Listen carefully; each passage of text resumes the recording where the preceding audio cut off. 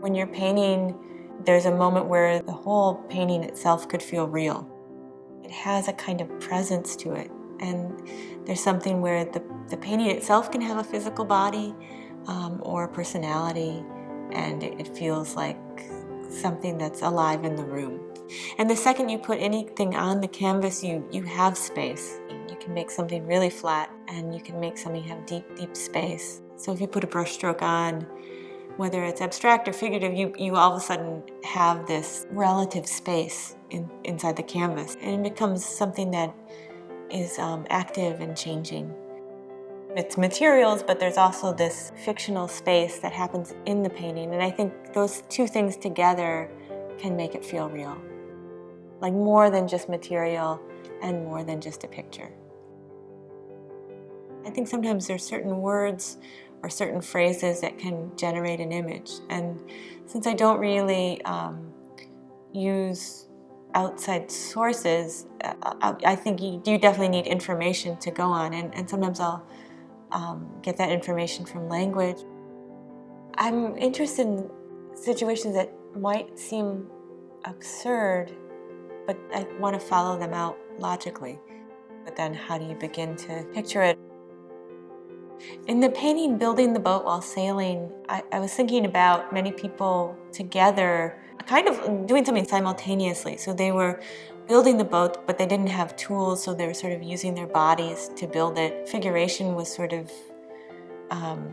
informed by whatever task they had to do on the boat. So there's people pummeling nails, and they're kind of like almost like a bouquet of fists. And there's people who are planing the wood on the boat with their teeth, kind of wood, scraping the wood. I think a painting itself has a kind of logic to it, even on a level of how you make it or the decisions you make. There's something has to go in a certain spot. It's almost like an itch, like you feel like you can physically feel it.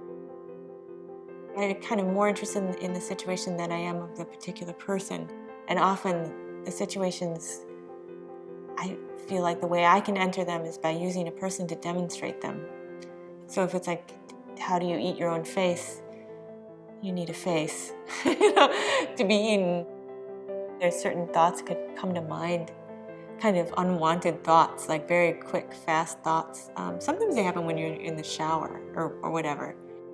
The painting You're on Fire was also a painting where it came from a phrase, but also a physical sensation, that it could be a kind of a ephemeral idea, like the feeling of you're on fire. Also the thing of like, oh, your ears are burning or something. Like there's something happening elsewhere. I wanted the red to be really intense and the head to be very cold and mechanical, and for the painting to really feel like thought. So there's a real dissociated quality to the subject.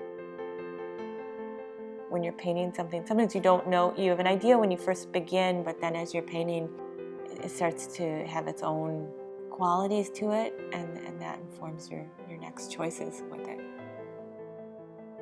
There is an element of kind of making it up as you go along, and I think that's so much about like being an artist and what it is to make art, but also what it is to be a person or to be a country, to be anything.